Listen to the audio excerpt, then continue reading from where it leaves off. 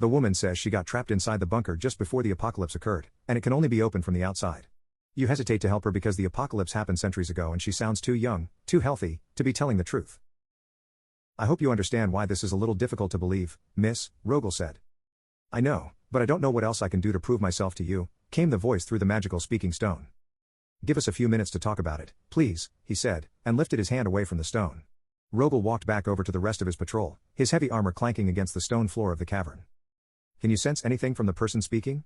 Asked Alier, their trap specialist. I did give the thing a once-over, and there's nothing I can find. Either she's telling the truth, or behind that door is where the bad things are. Portas closed his spellbook with a loud thwop. I'm not a history major, by any means, but she said she was locked in when the Dark Lord Zul was conquering the land. That was over 1,000 years ago. Not even elves live that long.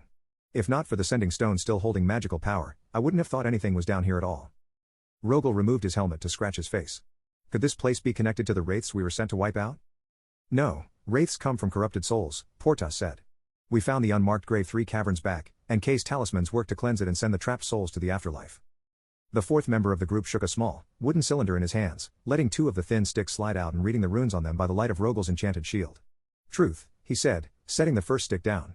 And death, he continued, setting the second down. She does not lie, yet death still reigns these caverns. Alier shook her head, and you can't sense anything from behind that door? Not a single speck of mana goes through that door, Portas grumbled. The wards on it are unlike anything I've ever seen. The Academy of Melivane would pay us thousands of ducats to study it, I've no doubt. But as for what's behind the door, I can't say. Could she be a ghost, then? Rogel asked. If she got locked in 1,000 years ago, and no mana can leave, then could her spirit be trapped? Kay pondered it, and they waited on his answer. Possibly. But souls trapped like that usually either fade away, or go mad. Rogel put his helmet back on. Then it sounds like it is our duty to free her, one way or another.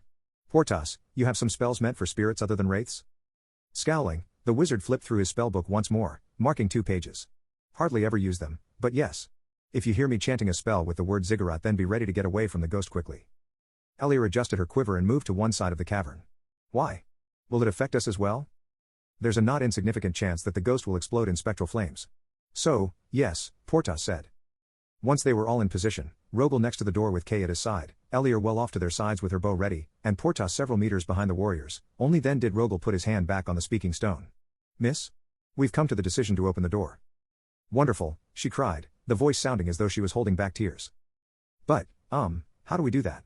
There's no handles on the door. The start of what was clearly a curse word was cut off. Several seconds of silence later, her voice spoke again. If you lift the speaking stone from its mount, there should be a glyph beneath it. Rogel glanced behind him at Portas, who shrugged, so the warrior set his shield on the ground, and cautiously lifted the stone. In the worn depression where it sat was a glyph made from powdered turquoise, magically fused to the dark granite of the cavern. Rogel set the speaking stone down, picked up his shield, and pressed his hand to the glyph. The metal doors gave a grinding and shrieking noise as they slowly pushed open, and Rogel and Kay readied their weapons. They were not expecting to be greeted by a skeleton, clad in a wispy, tattered dress, with a blue-green glow coming from inside the ribcage and the eye sockets. It worked. The skeleton said happily, in the voice of the woman from the stone. My name is Dana. She made a dip that was similar to a curtsy. Without a word, Kay whipped forth one of his paper-binding talismans, which anticlimactically fluttered to the floor instead of sticking to the skeleton the way it had to the wraiths. My apologies, he said, but we were expecting you to have gone insane from your confinement. She bent down, holding it between 2 bony fingers. That's a bit rude, but I can understand, I suppose. Dana held the talisman out to him. Could you bring me out of the caves? I don't expect my father's wine cellar is the next cavern up. And I want to be able to see the sky again.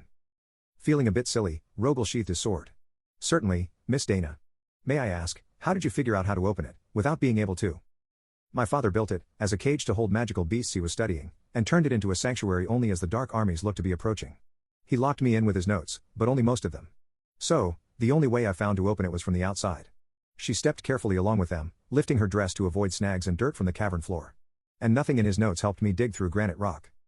Behind them, Portas brought up the rear of the group, muttering to himself as he tried to remember everything he could about the Dark Lord Zul, like whether he had a daughter.